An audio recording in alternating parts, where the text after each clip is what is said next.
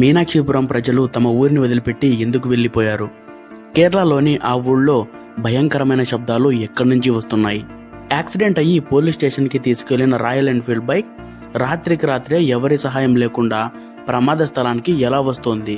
ఈ పాట వినగానే ఎందుకు అందరూ ఆత్మహత్య చేసుకుంటున్నారు? బంగారం కోసం 90 అడుగుల సొరంగంలోకి వెళ్ళిన వాళ్లకు ఏం జరిగింది? మ్యాజిక్ చేస్తూ అందరినీ నవ్వించే అతను స్టేజ్ మీదనే ఎలా చనిపోయాడు? ట్రక్కులో నుంచి పడిపోయిన ఈ చిన్న మెటల్ ముక్క కోసం ఆస్ట్రేలియా గవర్నమెంట్ ఎందుకని అన్ని రోజులు వెతికింది? విమానాల్లో పారాచూట్లు ఎందుకు ఇవ్వరు? రాత్రి అవ్వగానే ఈ దేవాలయంలోకి ఎందుకని ఎవ్వరూ వెళ్ళరు? ఫ్రెండ్స్, ఇలాంటి ఇన్ఫర్మేటివ్గా అనిపించే ఇంట్రెస్టింగ్ ఫ్యాక్ట్స్ని నేను మీకోసం చెప్పబోతున్నాను. వీడియో చాలా బాగుంటుంది, స్కిప్ చేయకుండా మొత్తం చూసేయండి. చెన్నపడి విలేజ్ ఇన్ కేరళ. ఈ గ్రామం కేరళలో అత్యంత మిస్టీరియస్ ప్రదేశాల్లో ఒకటిగా చెప్పబడుతుంది. ఆ ఊరిలో ఉన్నట్టుండి ఒక్కసారిగా భూమిలో నుంచి పెద్దగా శబ్దాలు రావడం మొదలుపెట్టాయి. ఆ శబ్దాలు ఎక్కడి నుంచి వస్తున్నాయో ఆ ఊళ్ళో వాళ్ళకి అర్థం కాలేదు. అప్పుడు వారందరూ అధికారులకు తెలియజేశారు. దాంతో శాస్త్రవేత్తల బృందం ఆ ఊరిలోకి వెళ్ళి పరిశోధన ప్రారంభించింది. కానీ వాళ్ళు ఆ శబ్దాలు ఎక్కడి నుంచి వస్తున్నాయో మాత్రం కనిపెట్టలేకపోయారు. అక్కడున్న స్థానికుల కథల ప్రకారం కొన్ని దశాబ్దాల క్రితం ఇక్కడ ఒక గొప్ప యాగం జరిపారని, కానీ అది పూర్తి కాకపోవడంతో ఒక శక్తి ఇక్కడే నిలిచిపోయిందని చెబుతారు. ఇంతకీ ఆ శబ్దాలు ఎక్కడి నుంచి వస్తున్నాయో చివరికి కూడా మిస్టరీగానే మారింది. మీనాక్షిపురం ఇన్ తమిళనాడు. తమిళనాడు రాష్ట్రం ట్యూటుకేరన్ జిల్లాలో మీనాక్షిపురం అనే గ్రామం ఉంది. ఆ గ్రామం ఒకప్పుడు జనంతో కలకల్లాడుతూ ఉండేది. కానీ ఇప్పుడు అక్కడ ఇళ్ల శిథిలాలు మాత్రమే మిగిలాయి. ఆ ఊరు ఖాళీ అవడానికి 2 కారణాలు ఉన్నాయి. మొదటి కారణం, ఆ ఊళ్ళో భూత ప్రేతాలు ఉన్నాయని కొందరు నమ్మారు. అక్కడున్న వారు అకస్మాత్తుగా చనిపోవడం, అనారోగ్యం పాలవడం జరుగుతూ ఉండేది. ఏ కారణం లేకుండానే మనుషులు చనిపోతూ ఉండేవారు. దీంతో గ్రామస్తులు భయపడిపోయి వేరే చోటుకు వెళ్ళిపోయారు. రెండవ కారణం ఏంటంటే, ఆ గ్రామంలోని దళిత కుటుంబాలు ఒకే రోజులో సుమారు 180 కుటుంబాలకు పైగా ఇస్లాం మతంలోకి మారిపోయారు. కారణం ఏంటంటే వివక్షత, ఆలయాల్లోకి ప్రవేశం లేకపోవడం, సమాన హక్కులు లేకపోవడం. దీంతో వారి మధ్య వివాదాలు చెలరేగి ఊరి వదిలి వెళ్ళిపోయారు. అలా అందరూ ఊరు విడిచి వెళ్ళిపోగా కందస్వామి నాయకర్ అనే ఒక అతను అక్కడే తన సొంత ఊరిలోనే నిలిచిపోయాడు. అతను కూడా మే 24, 2024న మరణించడంతో ఆ ఊరు నిర్మానుష్యమైపోయింది. ఇప్పుడు అది దయ్యాల గ్రామంగా పరిగణించబడుతోంది. Bullet Baba temple in Rajasthan.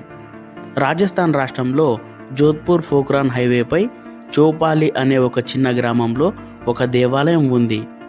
దీన్నే బుల్లెట్ బాబా మందిర్ లేదా ఓం బన్నా మందిర్ అని పిలుస్తారు. ఇది సాధారణ మందిరం కాదు. ఇక్కడ భక్తులు పూజించే దేవుడు ఒక వ్యక్తి కాదు, ఒక మోటార్ సైకిల్. అవును, మీరు విన్నది నిజమే. రాయల్ ఎన్ఫీల్డ్ బైక్ను ఇక్కడ దేవునిగా పూజిస్తారు. ఇంతకు రాయల్ ఎన్ఫీల్డ్ బైక్ను అక్కడ ఎందుకు పూజిస్తారంటే దాని వెనుక ఒక కథ ఉంది. 1991లో స్థానికంగా ఆ ఊళ్ళో ఓం సింగ్ రాథోర్ అనే యువకుడు నివసించేవాడు. అతనిని అందరూ ఓం బన్నా అని పిలిచేవారు. అతను ఒకరోజు తన రాయల్ ఎన్ఫీల్డ్ బైక్లో ప్రయాణిస్తున్నప్పుడు ఒక్కసారిగా కంట్రోల్ తప్పి చెట్టును ఢీకొట్టాడు. తీవ్రంగా గాయాలయ్యి అక్కడికక్కడే చనిపోయాడు. పోలీసులు వచ్చి అతని మోటార్ సైకిల్ని స్టేషన్కి తరలించారు. కానీ మరుసటి రోజు ఆశ్చర్యంగా ఆ బైక్ మళ్ళీ ప్రమాదం జరిగిన చోటే కనిపించింది. ఈసారి మళ్ళీ పోలీసులు బైక్ని స్టేషన్కి తీసుకెళ్లి గొలుసులతో కట్టేశారు. అయినా కూడా ఆ బైక్ ఆ గొలుసులను విడిపించుకొని మళ్ళీ మరుసటి రోజు అదే ప్రమాద స్థలంలో కనిపించింది. తరువాత పోలీసులు దానికి లాక్ వేశారు, పెట్రోల్ తీసేశారు, బైక్ను భూమి మీద పడుకోబెట్టారు. అయినా కూడా అది తిరిగి అదే ప్లేస్లోకి వచ్చేది. ఈ మాయాజాలం 1 రోజు కాదు, 2 రోజులు కాదు, 3 రోజులు వరుసగా జరిగింది. చివరికి స్థానికులు ఈ బైక్లో మానవేతర శక్తి ఉందని విశ్వసించారు.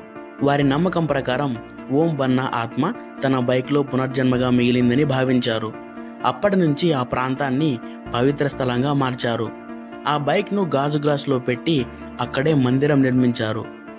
ఆ మందిరానికి వచ్చే భక్తులు పూలు, కాయలు మరియు మద్యం బాటిళ్లు కూడా నైవేద్యంగా పెట్టేవారు. డ్రైవర్లు, ప్రయాణికులు ఆ మందిరం దగ్గర ఆగి బుల్లెట్ బాబాను నమస్కరించి వెళ్తారు. ఇలా చేయడం వలన రోడ్డు ప్రమాదాలు జరగవని వాళ్ళ విశ్వాసం. పారి తిబ్బా హిల్ ఇన్ ఉత్తరాఖండ్. ఉత్తరాఖండ్ రాష్ట్రంలో మసూరి సమీపంలో మిస్టీరియస్గా భావించబడే ఒక కొండ ఉంది.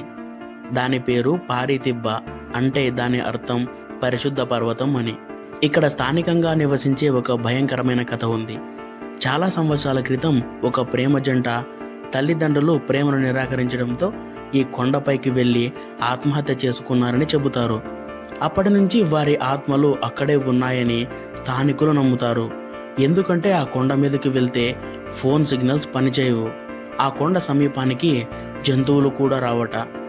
అంతేకాకుండా రాత్రి సమయాల్లో అక్కడ ఉండే మంచు భయంకరమైన రూపాల్లో కనిపిస్తుందని స్థానికులు చెబుతుంటారు. అప్పుడప్పుడు ఆ కొండ మీద వింత వింత అరుపులు వినిపిస్తాయని అక్కడ ప్రజలు భయపడుతూ ఉంటారు. Mount Roraima. Venezuela, Guyana, Brazil ఈ 3 దేశాల సరిహద్దు మధ్యలో ఒక ప్రాచీన కొండ ఉంది.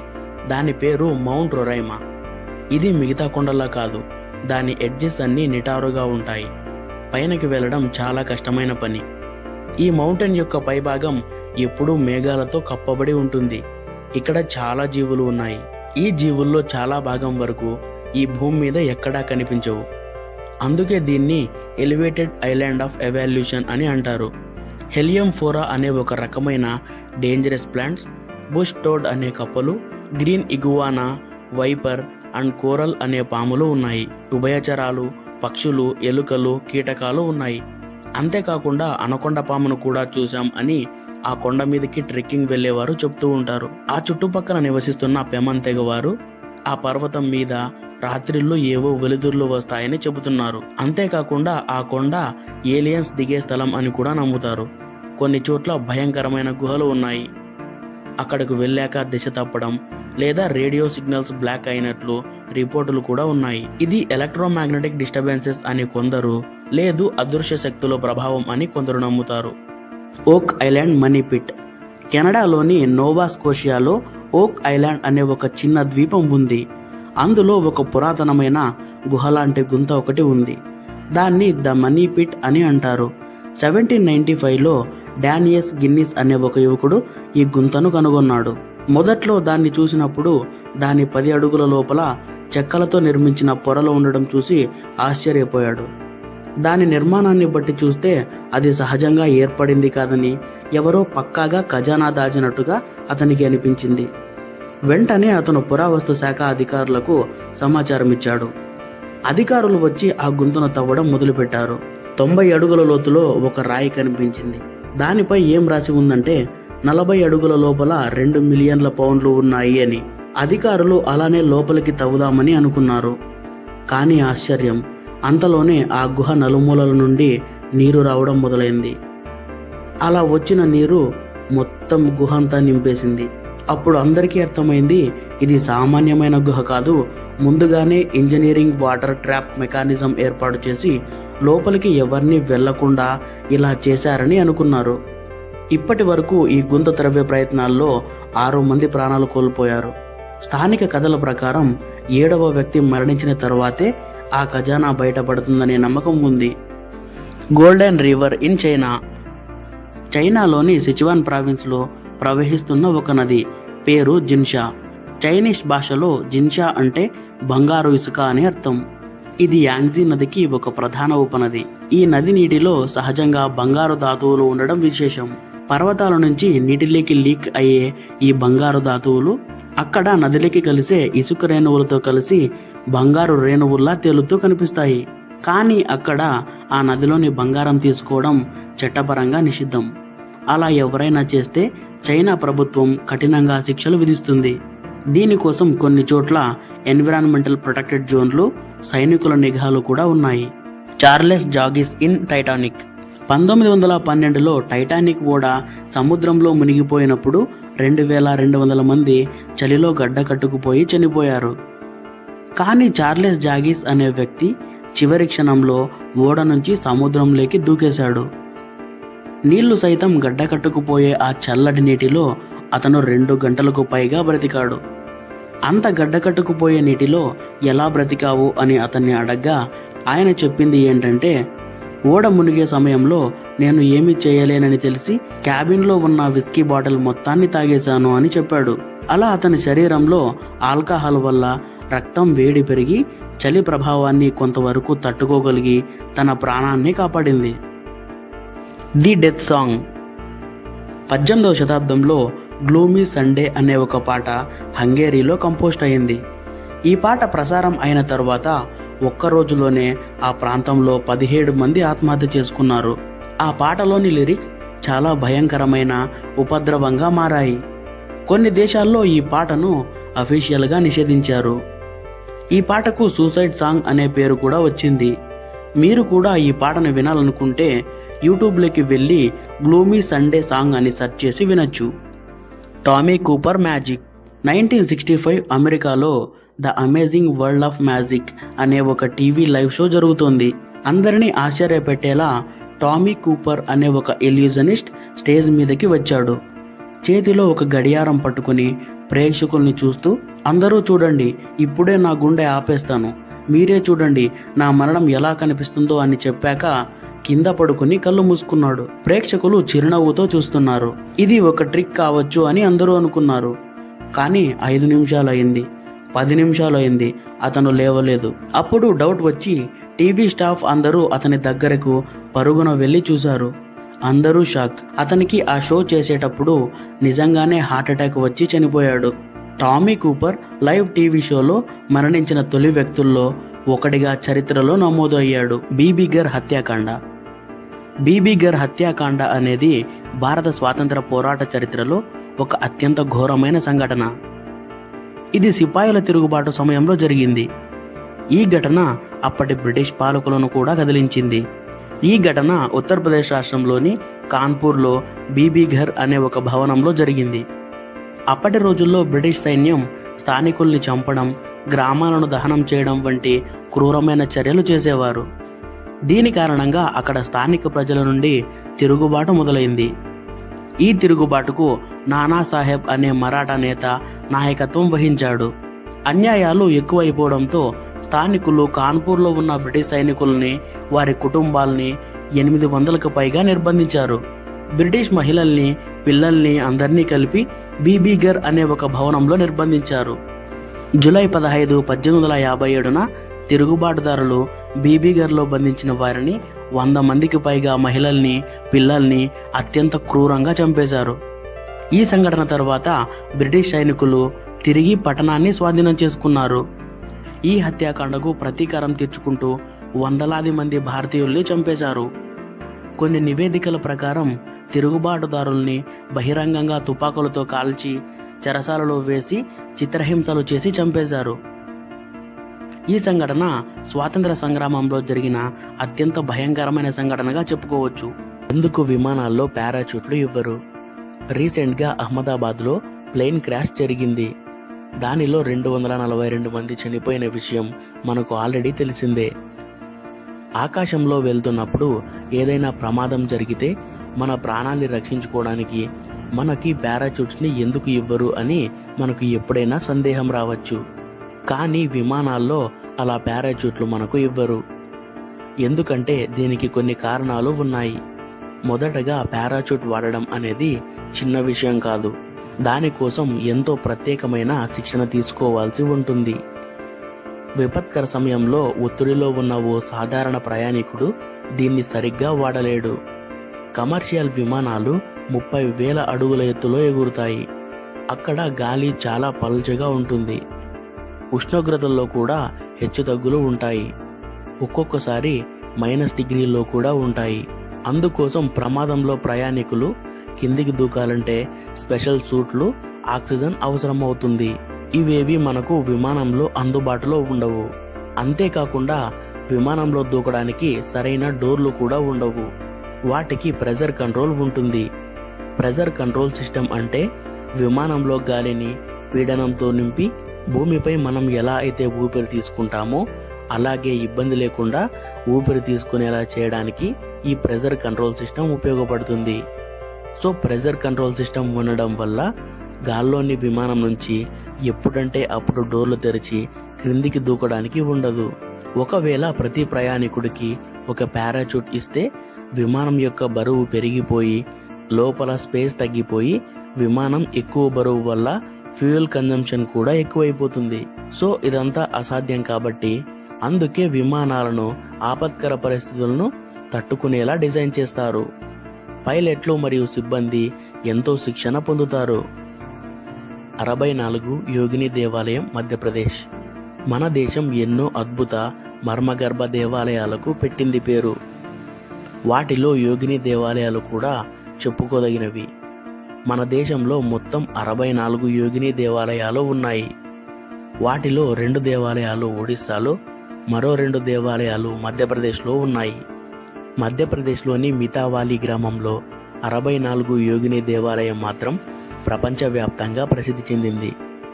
ఈ దేవాలయం గుండ్రని ఆకారంలో 64 గదులతో ఉంటుంది. ప్రతి గదిలో ఒక్కో శివలింగం, యోగిని దేవత ఉంటాయి. అందువల్లే ఈ దేవాలయానికి 64 యోగిని దేవాలయం అనే పేరు వచ్చింది. అయితే కొన్ని విగ్రహాలు వీటిలో దొంగిలించబడ్డాయి. మిగిలిన వాటిని ఢిల్లీ మ్యూజియంలో భద్రపరిచారు. సుమారు 1000 అడుగుల ఎత్తులో కొండపైన వృత్తాకారంలో ఈ దేవాలయం ఉంటుంది. చూసే వాళ్లకు పల్లెం ఆకారంలో ఉంటుంది. ఈ ఆలయం మధ్యలో బహిరంగ మండపం నిర్మించబడి ఉంటుంది. భారత పార్లమెంట్ ని నిర్మించిన British architecture sir Edwin Lutyens ఈ 64 యోగిని దేవాలయం ఆధారంగానే నిర్మించాడని చెప్తారు. పార్లమెంటు స్తంభాలు కూడా ఇక్కడి స్తంభాల్లాగే ఉంటాయి.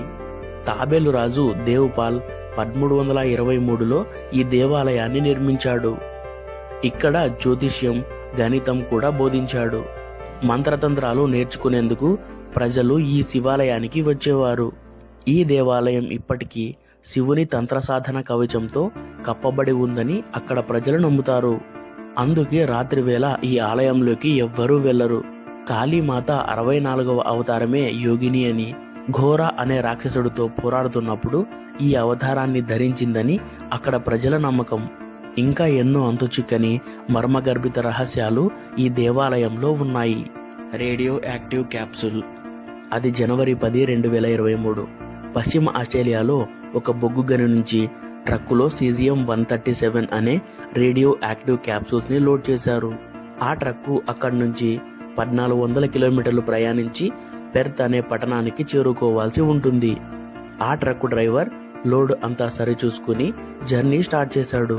ఆ ట్రక్కు బయలుదేరిన 2వ రోజు దాని వెనుకల డోర్కి చిన్న రంధ్రం పడి అందులో నుంచి 6x8 mm సైజులో ఉన్న ఒక చిన్న సీజియం క్యాప్సూల్ 137 క్రిందికి పడిపోయింది. డ్రైవర్ అది పడిపోయిన విషయం తెలియకుండా 4 రోజులు ప్రయాణించి పెర్త్ అనే పట్టణానికి చేరుకున్నాడు. అక్కడికి వెళ్లిన తరువాత డోర్కి రంధ్రం పడి ఒక రేడియో యాక్టివ్ క్యాప్సూల్ పడిపోయిందని గ్రహించారు.